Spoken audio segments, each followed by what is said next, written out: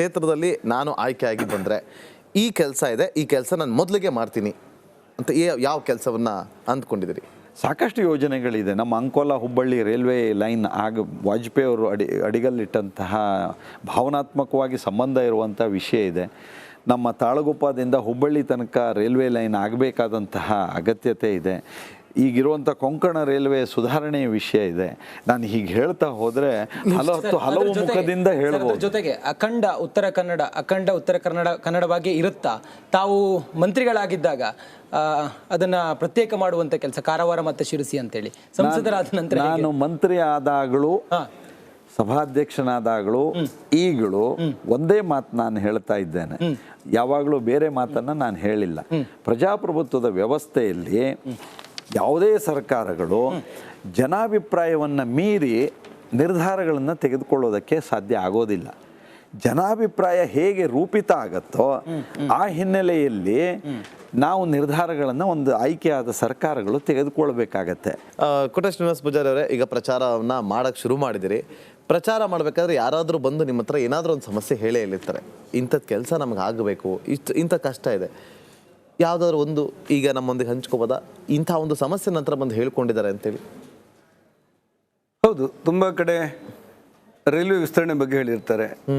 ಆಯುಷ್ಮಾನ್ ಭಾರತ್ ಅಂದರೆ ಈ ಆಯುಷ್ಮಾನ್ ಭಾರತ್ ಬಗ್ಗೆ ಒಂದು ವಿಶಿಷ್ಟವಾದ ಕಲ್ಪನೆ ಇರಬೇಕು ನಮ್ಮಲ್ಲಿ. ಸಾಮಾನ್ಯ ಬಡವರಿಗೆ ಅದಕ್ಕಿಂತ ಒಳ್ಳೆಯ ಯೋಜನೆ ಇಲ್ಲ ಅಂಥದ್ದಿದೆ. ಕೆಲವು ಕಡೆಯಲ್ಲಿ ಅನುಷ್ಠಾನದಲ್ಲಿ ಲೋಪದೋಷ ಆಗುತ್ತೆ ಅಂತ ಹೇಳಿರ್ತಾರೆ.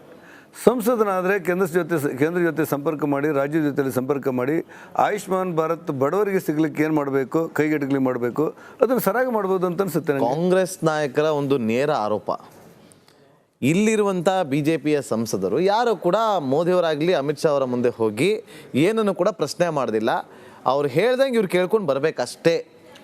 ಅದು ಕಾಂಗ್ರೆಸ್ಸಿನ ಹುರುಳಿಲ್ಲದ ಆರೋಪ ಬಿಟ್ಟರೆ ಅದು ವಾಸ್ತವಿಕತೆ ಅಲ್ಲ. ಏನು ಹೇಳ್ತೀರಿ ಪೂಜಾರಿ ಅವರೇ ನೀವು? ನಾನು ಹೇಳಿದೆ ಅದಕ್ಕೆ ಉತ್ತರ ಸದನದಲ್ಲೇ. ಸಿದ್ದರಾಮಯ್ಯನ ಎದುರುಗಡೆ 135 ಜನ MLAಗಳಿದ್ದಾರೆ. 9 ತಿಂಗಳು ಸರ್ಕಾರ ಬಂದು ಒಬ್ಬ MLA 9 ಮೀಟರ್ ರಸ್ತೆ ಮಾಡ್ಲಿಕ್ಕೆ ಆಗಿಲ್ಲ ಒಬ್ಬ MLAಗೆ. ಹಾಗಿದ್ರೆ ಸಿದ್ದರಾಮಯ್ಯನ ಕೇಳೋ ತಾಕತ್ತಿಲ್ವಾ ಅಥವಾ ಅವ್ರು ಹಣ ಕೊಟ್ಟಿಲ್ವಾ ಅಂತ ಕೇಳಿದೆ. ಅದಕ್ಕೆ ಯಾರು ಸರ್ಕಾರ ಉತ್ತರ ಕೊಟ್ಟಿಲ್ಲ. ಒಂದು ಸಂಸದನಾಗಿ ಮಾಡಬಹುದಾದ ಅವನ ಕರ್ತವ್ಯ, ಜವಾಬ್ದಾರಿ, ಹೊಣೆಗಾರಿಕೆ ಅಂತ ಇರುತ್ತೆ. ಕ್ಷೇತ್ರದ ಅಭಿವೃದ್ಧಿ, ಮೂಲಭೂತ ಸೌಕರ್ಯಗಳು ಇವೆಲ್ಲ ಇರುತ್ತೆ. ಕಾನೂನು ಸುವ್ಯವಸ್ಥೆ ಎಲ್ಲ ರಾಜ್ಯ ಸರ್ಕಾರಕ್ಕೆ ಸಂಬಂಧಪಟ್ಟಂಥ ವಿಚಾರಗಳು. ಸಂಸದರಾಗಿ ನಾನು ಇಂಥ ಯೋಜನೆ ತಂದಿದ್ದೇನೆ, ಇಂಥ ಯೋಜನೆ ಮಾಡ್ಬೋದು, ಇಂಥ ಯೋಜನೆ ಮಾಡ್ಬೋದು, ಕೈಗಾರಿಕೆಗಳನ್ನು ಹೆಚ್ಚು ಮಾಡೋದ್ರಿಂದ ಬಡವರ ಮಕ್ಕಳಿಗೆ ಕೆಲಸಕ್ಕೆ ಸಿಗಲಿಕ್ಕೆ ಅನುಕೂಲಗಳಾಗುತ್ತೆ. ನಾನು ಹೇಳಿದಂಥ ಬಡವರ ಕಲ್ಯಾಣ ಯೋಜನೆಗಳನ್ನು ಅನುಷ್ಠಾನ ಮಾಡೋದ್ರಿಂದ ಬಡವರಿಗೆ ಆರ್ಥಿಕವಾದಂಥ ಶಕ್ತಿ ಬರುತ್ತೆ. ಇವೆಲ್ಲ ಮಾಡಬೇಕು. ಈಗ ಕಾಗೇರಿ ಸಾಹೇಬ್ರು ಇಲ್ಲೇ ಇದ್ದಾರೆ. ಉತ್ತರ ಕನ್ನಡ ಜಿಲ್ಲೆಯ ಉಸ್ತುವಾರಿ ಮಂತ್ರಿ ಆಗಿದ್ದೆ ನಾನು. 16,000 ಮನೆಗಳಿಗೆ ವಿದ್ಯುತ್ ಇರಲಿಲ್ಲ. 16,000 ಮನೆಗಳಿಗೆ ವಿದ್ಯುತ್ತೇ ಇರಲಿಲ್ಲ. ಒಂದು ಮನೆಯಿಂದ ಒಂದು ಮನೆಗೆ ಹೋಗಲಿಕ್ಕೆ 8 ಕಂಬ 9 ಕಂಬ ಬೇಕಿತ್ತು. ಅಂಥ ಪರಿಸ್ಥಿತಿಯಲ್ಲಿ ಉಸ್ತುವಾರಿ ಮಂತ್ರಿಯಾಗಿ ನಾನು MLA ಅವ್ರನ್ನ ಕರೆದು ಮಾತಾಡಿ ದೀನ್ ದಯಾಳ್ ಯೋಜನೆ ಪ್ರಕಾರ ಉಚಿತವಾಗಿ ವಿದ್ಯುತ್ ಸಂಪರ್ಕ ಕೊಡಲಿಕ್ಕೆ ಪ್ರಾರಂಭ ಮಾಡಿದೆ. ನಾನು ವಾಪಸ್ ಬರುವಾಗ 14,000 ಕುಟುಂಬಗಳಿಗೆ ಕೊಟ್ಟು ಬಂದಿದ್ದೆ.